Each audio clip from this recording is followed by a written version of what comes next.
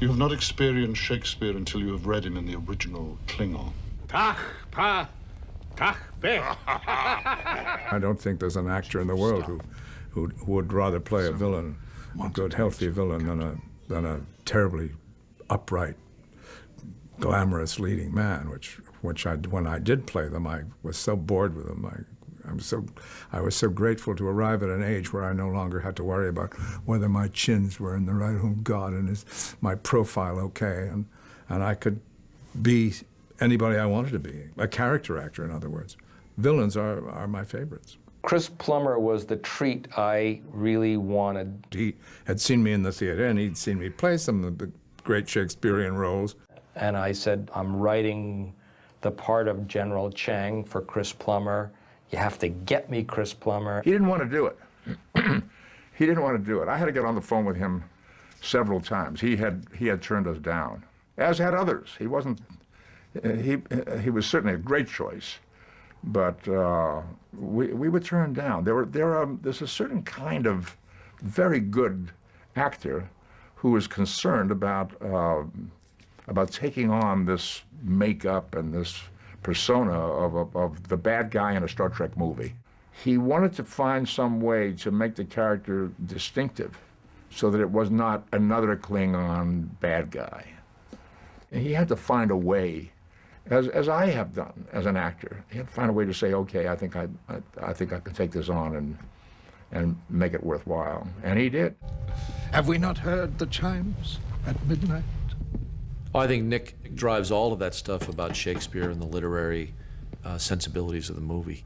Again, out of the intellect comes all of that stuff, and weaving those phrases and stories into all of that. Shakespeare is nothing if not a man who knew about people and knew about this world better and could articulate it better than anyone else who ever lived. And the references Nick is constantly making is, I think, his way of grounding these films, which have so much about them that seems so fanciful, in something that is so real and so immediate and so part of our history and literature and our lore. And the whole kind of idea that Klingons were terribly knowledgeable about Shakespeare and the classics, which was a wonderful touch that Nick put in. I was only jealous of David Warner, who had the best line in the whole show, I think, and I wish to hell that General Chang could have said it, but it was David who said it. He said, you don't know Shakespeare until you've heard it in the original Klingon. This is what the Germans used to say about Shakespeare when they were claiming that he was really German. You have never really heard Shakespeare until you have heard him in the original German. I don't know where they came off saying that, but it required a certain amount of chutzpah to, I think, take that position, and probably even more so to advertise him as being a Klingon. But I thought it was funny and sort of sinister at the same time. What would your favorite author say, Captain? Let us sit upon the ground and tell sad stories of the death of kings.